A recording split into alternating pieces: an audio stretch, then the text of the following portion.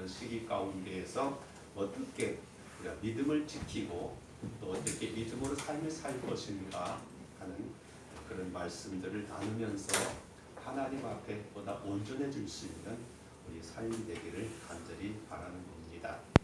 요즘 들어서 사람들의 일생에 대해서 태어나면서부터 가름된다라고 생각하는 경향들이 참 많이 있습니다. 물론 사람은 환경의 영향을 받을 수밖에 없습니다. 내가 어떤 환경과 조건 속에서 태어나고 성장하고 또 삶을 사느냐에 따라서 우리 가치관과 또 생을 살아가는 자세들이 많이 달라질 수밖에 없기 때문에 그렇습니다. 그래서 나온 말이 금수저 또는 은수저 또는 뭐 흙수저 뭐 이런 식으로 그렇게 나옵니다. 과거에는 개천에서 용난다는 말이 있었습니다. 비록 어려운 여건이지만 자기가 많이 노력하고 또 그렇게 힘들게 하면은 분명히 거기에서도 길이 있다라고 말했습니다. 근데 점점 이런 말들이 현대에 와서는 많이 사라져 버렸습니다. 너무 여러 가지 많은 장애들이 있고 벽들이 있게 되기 때문이었습니다. 과거에는 좀 그런 대로 잘 사는 자녀들은 아버지 그런 부나 또는 여러 여건 때문에 열심히 노력하지 않았습니다. 그냥 적당히 공부하고 즐기면서 그래도 자기 물려줄 재산이 있고 그래도 자기 생에 대해서 걱정이 없었고, 반면에 가진 것이 없는 그런 가정의 자녀들은 정말 공부면 공부 어떤 것에서 정말로 뼈 빠지게 몇 배 노력해가지고 뒤집어서 그렇게 했지만 지금은 여러 가지 제도가 그렇게 되지 않습니다. 아무리 노력해도 건널 수 없는 그런 벽들이 그런 강들이 있는 것처럼 여겨지는 세상을 살다 보니까 쉽게 체념해버리고 포기해버리는 그런 부분들을 우리가 많이 보게 되어집니다. 그런데 성경은 우리에게 거기에 대해서 이렇게 말씀합니다. 그런 것 아무것도 아니다라고 말하죠. 왜요? 우리는 예수님 안에 있으면 믿음만 가지고 있으면 얼마든지 우리는 새롭게 될 수 있고 변화될 수 있다라고 말씀합니다. 그래서 우리는 항상 히브리서 11장 1절의 말씀을 우리가 기억하고 우리가 자운형으로 삼을 필요가 있다. 믿음이 뭐라고 말씀하고 있습니까? 바라는 것들의 실상이다. 보지 못하는 것들의 증거다. 정말로 귀한 말씀이 아닐 수 없습니다. 근데 우리는 그 말씀 가지고 있다가 현실의 어떤 벽 앞에 문제 앞에 쉽게 포기하고 좌절합니다. 우리는 여러 믿음의 사람들의 삶을 살펴봤습니다. 그러면서 또 하나 우리가 내릴 수 있는 결론 중에 하나는 뭐냐? 믿음이란 뭐냐? 믿음은 지켜야 되는 것이다 라는 생각도 갖게 되어집니다. 왜냐? 많은 사람들이 믿음을 가지고 있다가 상처받기도 하고 또 실패하기도 하고 또는 어려움 당하다 보면은 믿음을 포기해버리고 타협할 때가 참 많습니다. 그냥 그래 이렇게 해봤자 나만 손해고 내게 돌아온 건 없고, 그래서 많은 사람들이 가지고 있던 믿음을 다 그냥 포기해버립니다. 그래요. 두리뭉실 적당하게 타협하면서 오늘의 현실만을 이기고 나가다 보면 어차피 한 세상 이렇게 생각할 때가 많습니다. 그러나 우리가 분명히 알아야 될 것은 우리의 삶은 이 땅에서의 모든 것이 결산짓는 삶이 아니다라는 거죠. 우리 보다도 먼 곳을 바라봐야 되고 높은 것을 바라볼 필요가 있다라고 볼 수가 있겠습니다.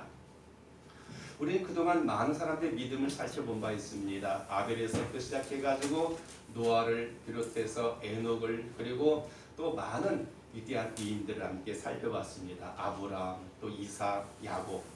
오늘은 요셉의 믿음에 대해서 함께 살펴볼 텐데 구약 성경에서 나타난 많은 인물 가운데에서 가장 예수님을 닮은 사람이 바로 요셉의 생이고 그의 성품이고 그의 모든 업적이 아닌가 이렇게 생각해 볼 수 있습니다. 정말 요셉 하면은 크게 흠잡을 수 없는 정말로 신앙인이라면 저것 이렇게 살아야 되겠다라고 하는 하나의 그런 모범이 아닌가라는 생각이 들 수 있습니다. 그나도 상대적으로 요셉이야말로 가장 밑바닥까지 내려갔다가 올라온 그런 굴곡이 있는 그런 삶의 모습을 우리가 보여주면서 우리가 그 사순절 고난의 기간을 통해서 바로 요셉이야말로 그런 깊은 곳까지 내려갔다가 올라온 그런 사람이라고 생각이 되어집니다. 그래서 요셉의 믿음에 대해서 크게 다음 주까지 1과 2로 나눠가지고 오늘은 그의 생애 속에서 가장 깊은 곳까지 나락에 떨어지는 그런 요셉의 삶을 살펴보면서 믿음을 가진다고 하는 것, 또 요셉의 삶에서 꿈을 가지고 유지한다고 하는 것, 거기에 우리가 어떤 자세가 필요한 것인가를 한번 살펴보면서 은혜를 나누기를 원합니다. 우리는 지난 시간까지 야곱의 삶을 통해서 바라보면서 참 걱정스러운 게 뭐냐면, 야곱이 비록 자식들은 4명의 부인을 통해서 12아들을 갖게 되어졌습니다. 외형적으로 보면은 참 그래도 성공한 것 같습니다. 그렇지 않습니까? 자기는 예서와 함께 쌍둥이밖에 안 됐는데 자기는 그냥 4명의 부인을 데리고 12명의 자식을 낳았으니까 이만하면 성공했죠. 물론 딸 디나까지 포함하면 13명이 되는데 그렇지 않습니까? 그런데 우리가 지난 시간까지 살펴본 것처럼 야곱의 아들들의 면면을 보면은요, 도대체 이런 집안 참 어렵고 힘겨운 집안일 수밖에 없다고 하는 그런 우리가 부정적인 시각을 갖지 않을 수가 없습니다. 자식이 많으면 못해요. 그 자식들이 모두가 문제투성이 많은 그런 가정이었습니다. 그럴 수밖에 없는 배경은 벌써 부인이 4명이에요. 4명의 부인에서 태어난 자식들 간의 이 알력이라고 하는 게 얼마나 크겠는가. 근데 요셉은 그 가운데 11번째 자식이었고, 나머지 다른 자식들은 다 어머니가 옆에 있어가지고 그 형제들끼리 단합할 수 있는 데 반해 요셉은 어머니가 자기 동생 베냐민을 낳다가 죽고 말았어. 그런데다가 큰아들이나 되면 모르겠는데 11번째 아들이니까 그가 그 가정에서 발언권이라고 하는 것은 이거 내세울 수가 없는 거예요. 사실 우리 나이 드신 분도 다 그랬던 것처럼 과거에 우리나라도 상당히 보면은 집안에 자식들 많이 낳습니다. 그렇죠. 우리 처갓집만 하더라도 구남매가 이렇게 돼가지고 나고 또 우리 외갓집도 그랬었고 우리도 상당히 많은데, 자식들이 많다 보면은 어쩔 수 없이 가난 때문에 먹는 것도 그랬고 옷 같은 것도 그랬어요. 제대로 사 입어본 적이 거의 없는 것 같아요. 물려받았어요. 어릴 때 책가방 같은 것도 그랬습니다. 그래도 형은 큰아들이라, 내 위에 형이 있었는데 형은 그래도 큰아들이라 해가지고 그때 당시는 좀 괜찮은 우리 가죽 가방을 갖다가 메고 다녔어요. 근데 나는 도자기다가 책 싸가지고 다녔어요. 이게 큰아들과 작은 아들의 그 차이점일 수밖에 없었고, 어쩔 수 없는 그 가정의 가난함 속에서 살아가는 하나의 방법이 있었는데, 요셉은 저 밑에 11번째 자식이었다. 그렇게 볼 때, 그리고 그 형들이 얼마나 어떤 사람들입니까? 우리가 지난번에 살펴본 것처럼 세겜에서 일어난 사건은 여러분이 아십니다. 디나가 강간당하고 난 다음에 그 형제들이, 그 세겜 사람들이 어떤 짓을 했습니까? 세겜과 그의 가족만이 아니라 그 성에 산 사람들, 남자들 다 죽여버렸죠. 다 죽인 것만 끝난 게 아니라 그의 모든 이제 곡식이나 또 가축을 다 약탈해버렸습니다. 그것도 끝난 게 아니라 거기는 여자들까지 잡아다가 자기들의 종으로 삼아버리는, 정말로 하나님을 믿는 사람으로서 도저히 행해서는 안 된 일들을 그렇게 행한 사람들이 누구예요? 요셉의 형들이에요. 그 집안 속에서 11번째 아들로 동생으로 살아간다고 하는 건 굉장히 스트레스가 될 수밖에 없을 거예요. 더군다나 그가 그냥 얼렁뚱땅 섞여서 그냥 함께 살면은 괜찮아요. 요즘에 처세술 같으면 그렇게 살아가는 것이 지혜로운 삶이 될 수 있어요. 나중에 내가 힘이 생기고 나중에 내가 어떤 기회가 되면은 몰라도 약할 때는 숨죽이고 있다가 힘을 모아가지고 언젠가 나의 됨됨을 드러나겠다라고 하는 그런 작전을 쓸 수도 있습니다. 그런데 요셉은 그럴 수가 없었어요.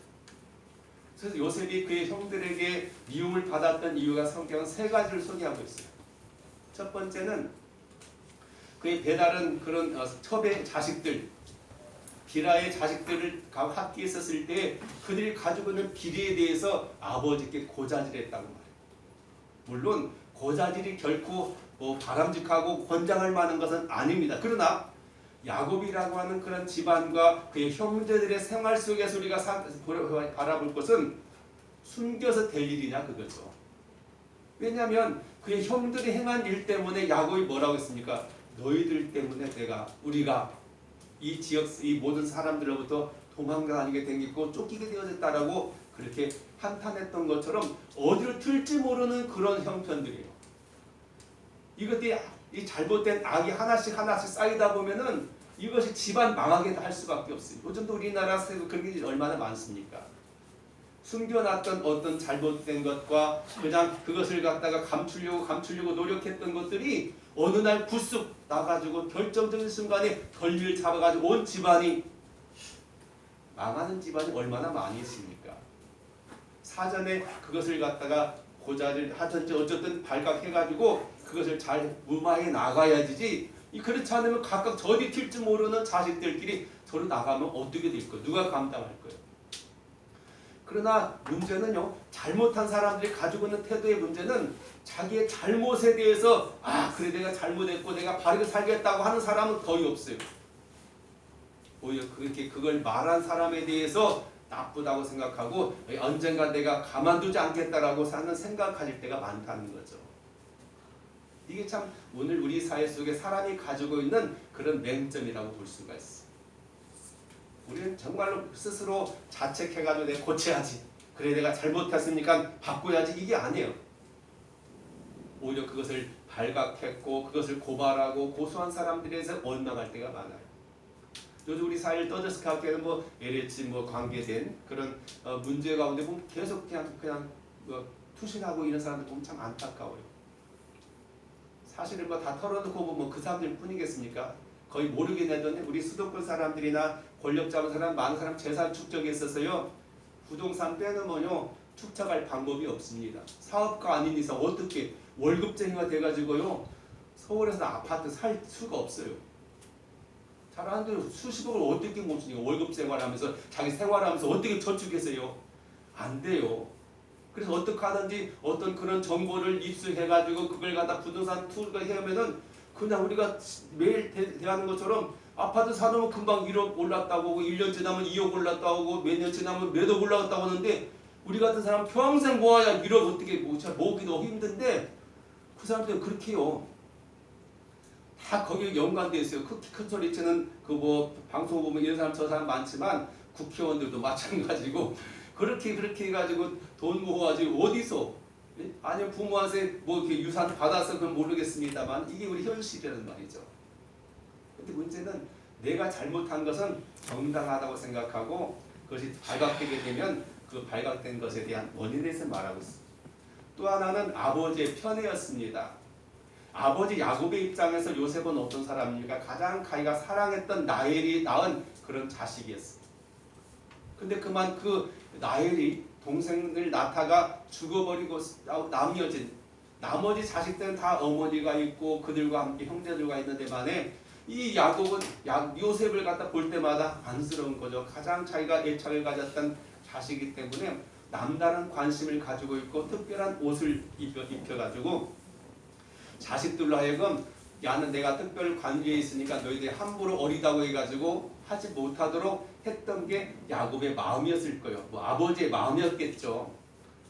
왜냐하면 그들의 가족은 유목민이기 때문에 양을 몰고 흩어져 나갑니다. 항상 아버지가 옆에 지켜줄 수 있는 입장이 아니에요.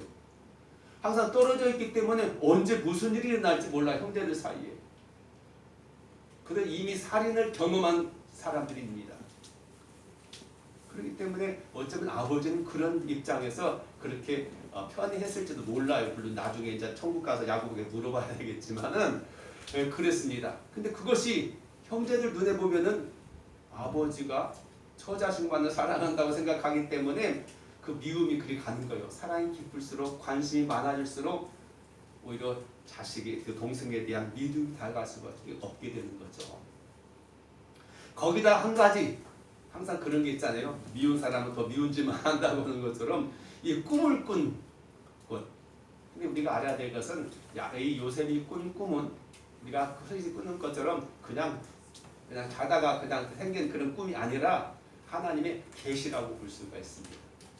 하나님께서 요셉을 향한 그런 비전과 요셉을 통해서 이루고자 원하시는 그런 계획을 그에게 꿈으로 말씀하신 거죠.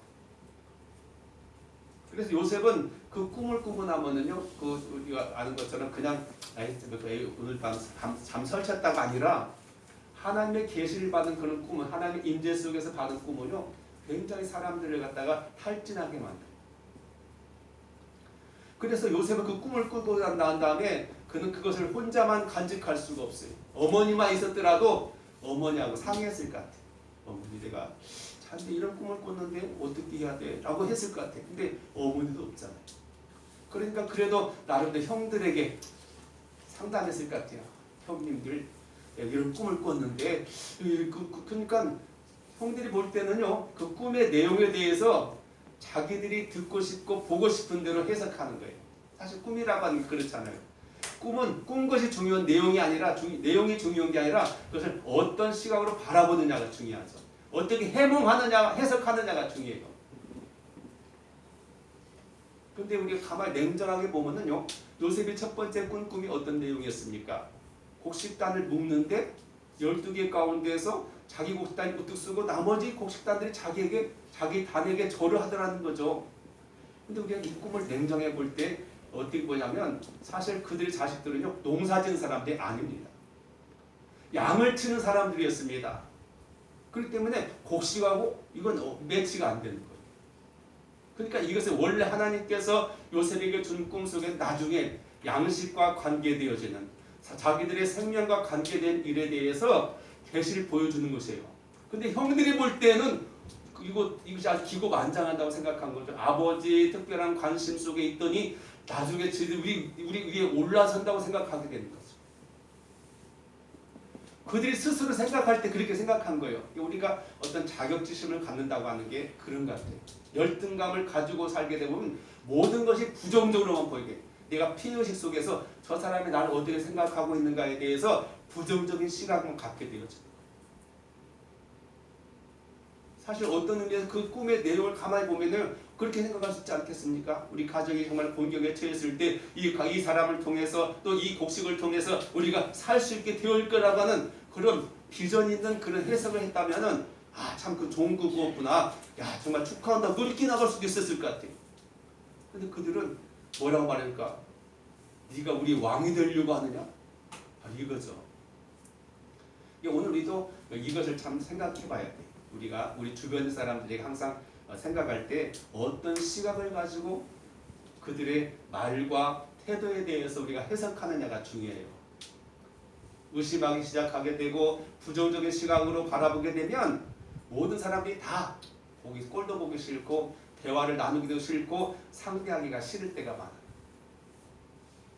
그러나 우리는 항상 열린 마음을 가져야 해요.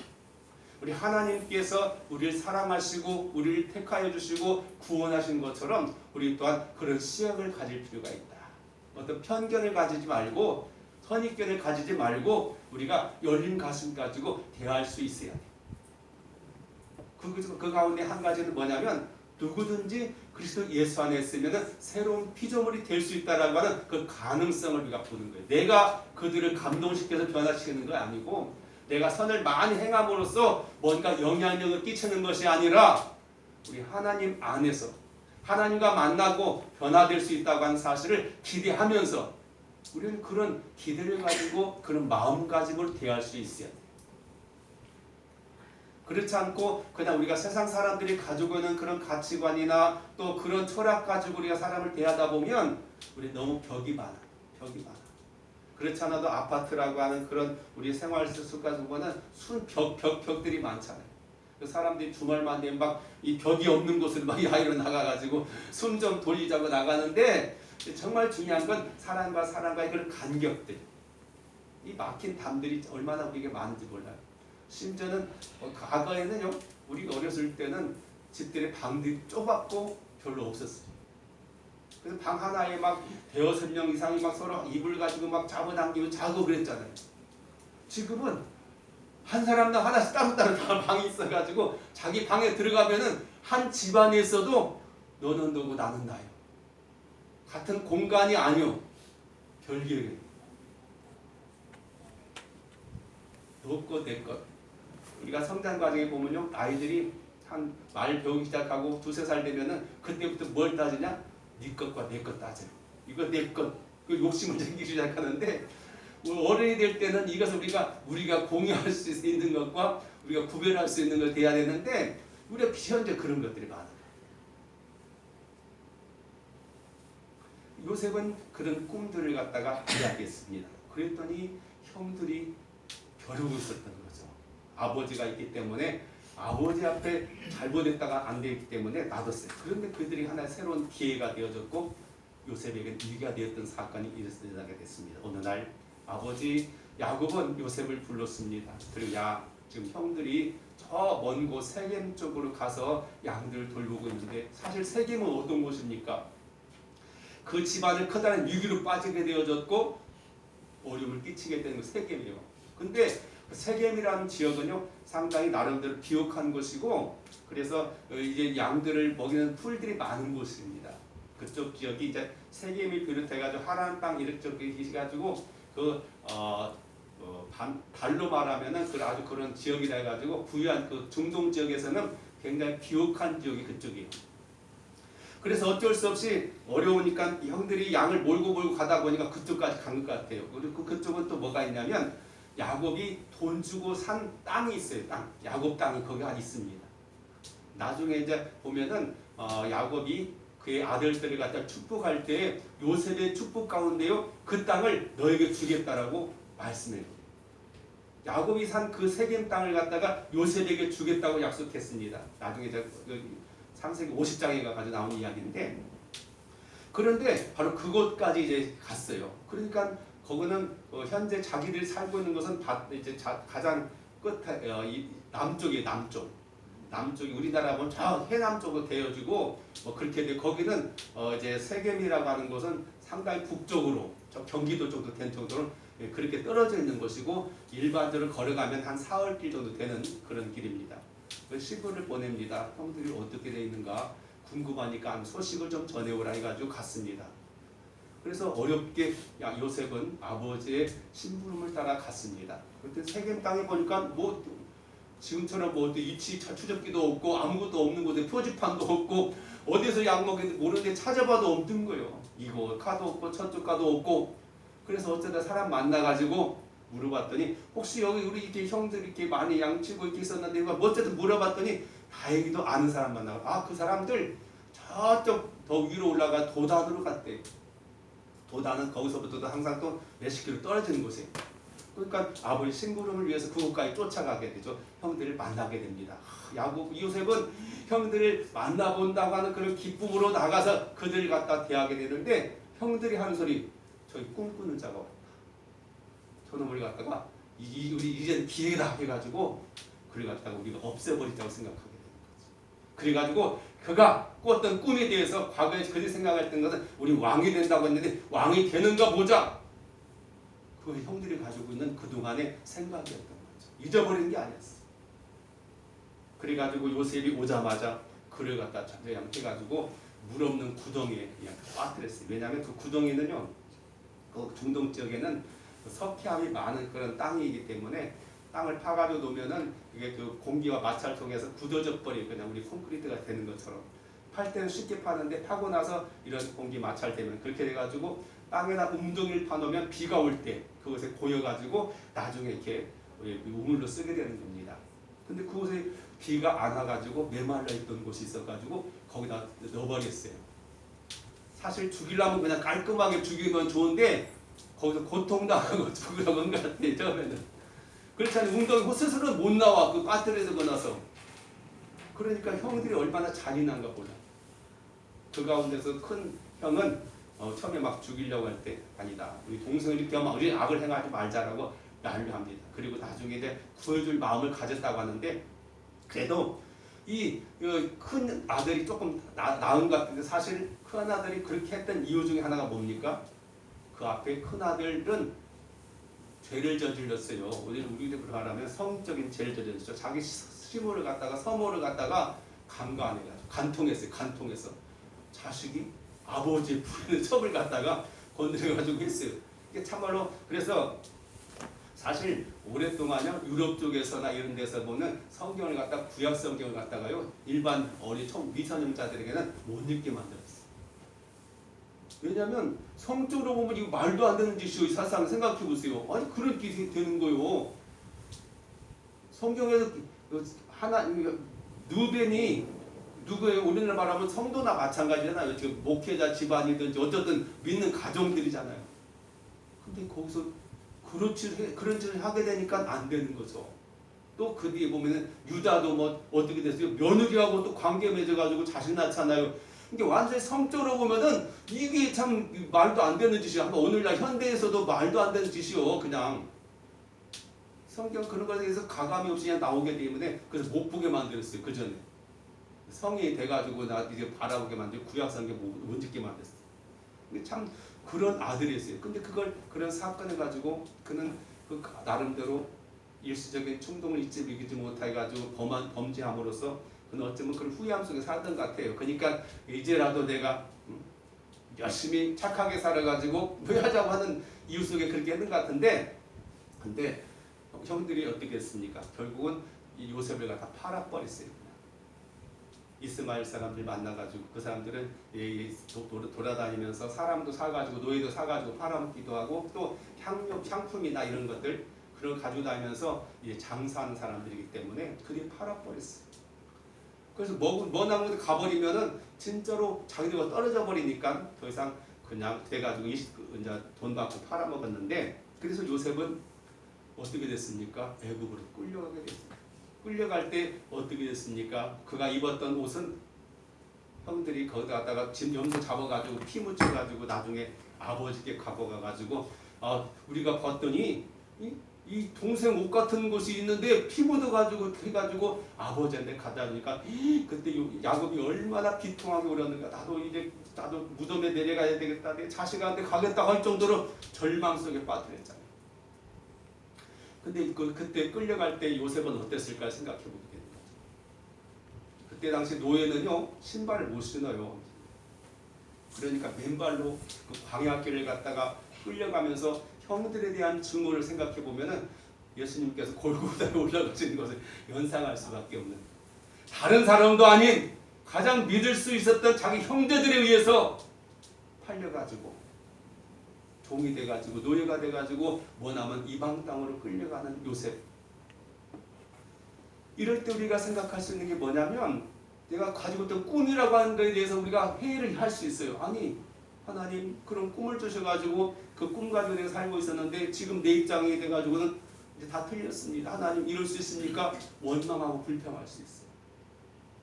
어쩌면 우리 많은 믿음의 사람들이 그런 요셉과 같은 처지, 그렇게까지 극단적이 아닐지라도 그런 어려움에 빠질 때가 많아요. 그럴 때 우리 믿음에서 뭐가 생겨요? 회의가 생기는 거죠. 의심이 생기게 되어지요. 도대체 하나님은 나를 사랑하신다고 하는데, 그렇게 능력이 많으시다고 하는데 왜 나로 하여금 이렇게 감당하기 어려운 곤란함 속에 빠뜨리는가? 우리가 당장 그 현실 속에서는 받아들일 수가 없고 수용할 수가 없어요. 그러나 우리가 먼 입장에서 보면요, 그것이야말로 바로 예수님께서 왜 갈보리 그 산에 올라갈 수밖에 없고 겟세마네 기도를 드릴 수밖에 없었는가를 우리가 알게 되는 거죠. 우리가 그 꿈을 가지고 있을 때 분명히 따라오는 게 뭐냐면은 현실과의 갈등이 생길 수밖에 없어요. 그래서 여기 가장 필요한 건 바로 인내가 필요한 거죠. 믿음은 지키는 거라고 볼 수 있습니다. 믿음은 지켜야 된다. 내가 지키지 않으면 믿음은 그냥 뜬구름처럼 날아갈 수밖에 없어요. 내가 가지고 있는 믿음, 이 소망에 대해서 내가 확신을 가지고 정말로 우리가 잘 아는 다니엘서에 나왔던 다니엘 세 친구 됐던 것처럼 그리 아니하실지라도 우리는 이걸 배신할 수 없습니다라고 말했던 것처럼 그런 각오와 그런 다짐을 가지고 있을 때 하나님께 그것을 역사합니다. 그런데 우리는 그런 믿음을 포기해버리면 하나님께서 어쩌할 수가 없어요. 내가 붙잡겠다고 결심하고 내가 그런 다짐을 가지고 대가를 치르겠다고 하는 그런 마음을 가질 때 하나님께 능력도 주시고 거기서 기적도 나타내시지, 내가 그냥 포기해버리면 어떻게 해요? 안 되죠. 우리가 소를 끌고요, 우리가 물가로 내려가서 물 먹게 할 수 있어요. 근데 소가 안 먹겠다면요 못 먹여. 그가 나보다 더 힘세가지고 고집세가지고요 억지로 안 됩니다. 우리가 그걸 알아요. 믿음의 우리 신앙의 원리를 알아야 돼요. 우리 하나님께 간구하는 것도 마찬가지. 하나님께서 우리가 기도하면은요, 기도하고 난 다음에 그 기도의 내용에 대해서 내가 인정하고 그걸 받아들이면서 고백하고 나아가는 그런 자세가 필요하지, 무조건 달라고만 해가지고 되는 것이 아니죠. 주신 거에 대해서 하나님 감사합니다. 내가 이걸 바르게 쓰겠습니다. 하나님 이렇게 하겠습니다. 라고 결심을 보여야지 하나님께 그 가운데 역사하시죠. 그렇지 않겠습니까? 무조건 이럴 거 해주십시오. 해달라고 나는 가만히 있으면 어떻게 돼요? 하나님은. 하나님 내가 움직일 원하고 행동하길 원하고 계십니다. 그렇게 요셉은 보디발의 집에 팔려갔습니다. 그 하나님 계획이죠. 바로 수많은 애굽의 가정들 가운데서 이 보디발이라고 하는 왕궁을 출입할 수 있는 그 집안에 보낸 것은 하나의 원대한 계획 가운데 하나의 그런 일부였다고 볼 수 있어요.